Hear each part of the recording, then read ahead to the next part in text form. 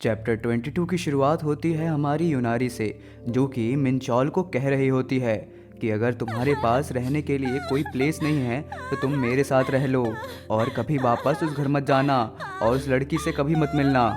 फिर हम present time में देखते हैं कि जो मिंचॉल है यूनारी के साथ लेटा होता है और सोच रहा होता है कि ऐसी लड़कियों का काटना कितना आसान होता है, थोड़ी सी इमोशनल बातें और सब सेट।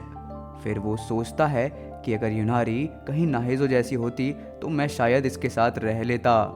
पर अचानक से उसके अंदर का मतलब कुछ ना कुछ उसे लगता है और वो सोचता है नहीं, मैं इसके साथ कभी नहीं रह सकता क्योंकि नाहेजो जैसी इस दुनिया में और कोई नहीं हो सकती। और फिर वो नाहेजो के बारे में सोचता है कि मुझे मालूम है कि नाहेजो और हमारे बीच सब ठीक हो जाएगा, क्योंकि नाहेजो को मैं अच्छे से मतलब जानता हूँ कि वो मुझे कभी नहीं छोड़ सकती, क्योंकि मिंचॉल और नाहेजो एक ही हैं। डैम बकलोल आदमी। भाई चीटिंग के बाद नहीं होता ये सब ब्रो। भाई एक इंसान रह सकता है कि मान लो गरीबी में रह लेगा, पूरा टाइम में रह लेगा, पर चीटिंग के बाद नहीं। गाइस याद रखना, कभी चीटिंग मत करना किसी पे। खैर प्रेजेंट टाइम में हम देखते हैं कि ब्योम नाहेजो को कह रहा होता है कि ऐसे नहीं पीते। तो नाहेजो कहती है कि तुम्हें मुझे कैसे ढूंढा और तुम्हें कैसे पता था कि मैं यहीं पर ही हूँ। तो ब्योम कहता है कि तुमने ही तो कहा था कि तुम स्टोर जा रही हो और तुम्हारे घर के पास सबसे यही स्टोर है।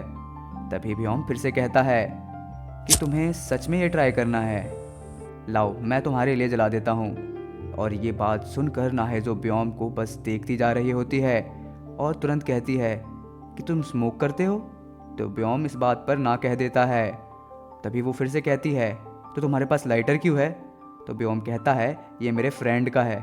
तभी नाहेजो कहती है कि तुम्हें मुझ पर हंसी आ रही होगी ना, क्योंकि मैं स्मोक कर रही हूँ और मैंने सुना है कि लड़के उन लड़कियों को पसंद नहीं करते जो स्मोक करते हैं। तो ब्योम इसी बात पर कहता है कि नहीं ऐसा नहीं है, अगर तुम्हें कुछ करना है तो तुम कर सकती हो, लाओ मैं तुम्हारी हेल्प करता हूँ। और जब ब्योम उसके लिए सिगरेट को जलाता है तो नाहेजो को पता ही नहीं होता कि करना क्या चाहिए और वो कहती है कि ये काम कैसे करता है।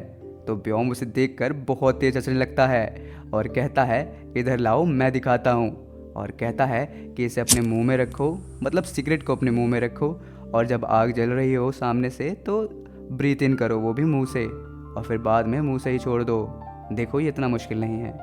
और ये देख कर नाहेजो एक पल के लिए उसे देखती ही रहती है और तुरंत कहती है कि तुम स्मोक मत करना, तुम बिल्कुल अच्छे नहीं लगते। तो ब्योम उसको देखते हुए कह रहा होता है जैसा तुम कहो। तो गाइस प्लीज़ इस सीन को देख के तुम ये सब चीज़ें ट्राई मत करना, ये सब चीज़ें बेकार होती है। खैर फिर जैसे ही नाहेजो वही करती है जैसा ब्योम ने कहा है, तो वो अचानक से बहुत तेज खांसने लगती है और कहती है शिट, ये एकदम बेकार है, लोग इसे कैसे पीते हैं। तो ब्योम कहता है इसलिए इसे नहीं पीते, और उससे उसके हाथ से सिगरेट ले लेता है और कहता है अगर तुम्हें कुछ करना ही है तो हम इससे कुछ बेहतर कर सकते हैं। और वो उसके पास जाने लगता है लाइक एकदम क्लोज, और नाहेजो को माइंड में एकदम ब्लैकनेस आ जाती है और वो ब्योम के एक वर्ड को सोच रही होती है जब उसने उसे आई लव यू कहा था। ओ भाई सीन बैठ रहा है। खैर फिर अचानक उसे कहती है कि चुप रहो, ऐसी बातें मत करो, तुम्हें लगता है कि मैं बच्ची हूँ, जो ये सब सुनूंगी तो मेरा दिल धड़क धड़क करने लगेगा।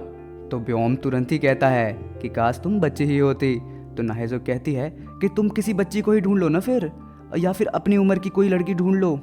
तो ब्योम तुरंत ही कहता है नहीं मुझे तो बड़ी लड़कियां ही पसंद है। ये तो उसने मेरे मुंह की बात छीन ली। खैर तभी अचानक ब्योम का फ़ोन बजने लगता है और फ़ोन हिंदी का होता है, पर ब्योम उसका कॉल तुरंत ही कट कर देता है। पर नाहेजो ये देख लेती है और मन में सोच रही होती है कि ये तो वही लड़की है ना जो उसे पहले कॉल कर रही थी और अभी फिर से कॉल कर रही है, लगता है ये दोनों बहुत ज़्यादा क्लोज हैं, तभी वो रात में कॉल कर रही है। और कहती है कि तुमने कॉल कट क्यों कर दिया। तो ब्योम नाहेजो के पास आकर कहता है कि मैंने जानबूझकर कर दिया, क्योंकि मैं अभी किसी इम्पोर्टेंट इंसान के साथ हूँ और मैं कोई भी डिस्टर्बेंस नहीं चाहता।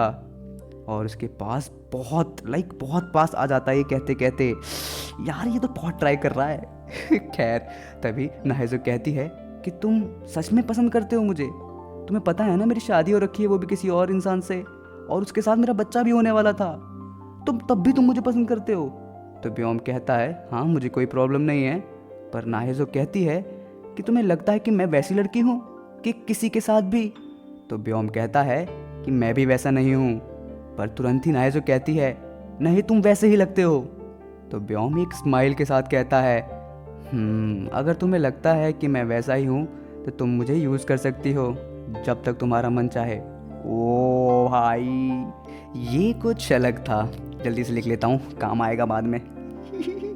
खैर, तभी सीन शिफ्ट होता है एक बार में, जहाँ हम देखते हैं कि व्योम के फ्रेंड एक दूसरे से बात कर रहे होते हैं, जहाँ पर एक लड़की कह रही होती है हिंजी कहाँ गई, अभी तो यहीं थी। तो दूसरा कहता है कि जाने दो उसे, वो हमेशा व्योम के पीछे रहती है, अगर वो नहीं होता तो वो भी हमेशा यहाँ से चली जाती है। तभी वो पहली वाली लड़की बोलती है हाँ, उसे सच में लगता है कि व्योम उसे डेट करेगा, वैसे भी वो हर लड़की से बहुत प्यार से ही बात करता है, वो हमेशा कंफ्यूज रहती है। तभी जो दूसरी लड़की होती है वो कहती है वैसे व्योम कितना स्मार्ट है ना, मुझे तो लगता है वो बहुत सारी लड़कियों के साथ सो चुका है, और वो भाई ये नहीं प्ले बॉय समझ रहा है व्योम को ये सब। खैर, तभी उसमें से एक लड़का, जिसे हम एक बार नहीं कई बार देख चुके हैं, अचानक से ग्लास पटकता हुआ कहता है ज़्यादा बोलने की ज़रूरत नहीं है, दम है तो उसके मुंह पे बोल के दिखाओ बास्टर्ड्स, और ये बोलकर वहाँ से चला जाता है। डैम भाई, मुझे लगा था कि ये थोड़ा विलन टाइप होगा, पर यार चल ठीक है ये बंदा तो। खैर, फिर सीन शिफ्ट होता है बार के बाहर, जहाँ हिंजी व्योम को कॉल लगा रही होती है बार बार, पर वो हर बार कॉल काट रहा होता है। तो अचानक वहीं पर वही लड़का आ जाता है और हिंजी को कहता है कि तुम फिर से व्योम को कॉल लगा रही हो, छोड़ो उसे। तो हिंजी कहती है तुम अपने काम से काम रख। तभी वो उसे कहता है, मतलब देखता हुआ कह रहा होता है कि मुझे पता है कि व्योम तुमसे बहुत अच्छे से क्यों बात करता है, और ऐसे ही ये चैप्टर ख़त्म हो जाता है। तो गाइस प्लीज़ लाइक कर देना मेरे इस वीडियो को, और हो सके तो कमेंट कर देना नेक्स्ट पार्ट। और जाने से पहले हम पढ़ेंगे कुछ चटपटे कमेंट्स। और पहला कमेंट किया है किसी where is my love story 1 ने, और उसने कहा है कि वो पहले से ही बहुत कुछ कर रहा है, लाइक वो हमारे व्योम के बारे में बोल रहा होता है, तो समझ जाओ लाइक वो इस लड़की से नहीं कर पाएगा हिंजी से, उसका नाहिदो के साथ ही चलेगा।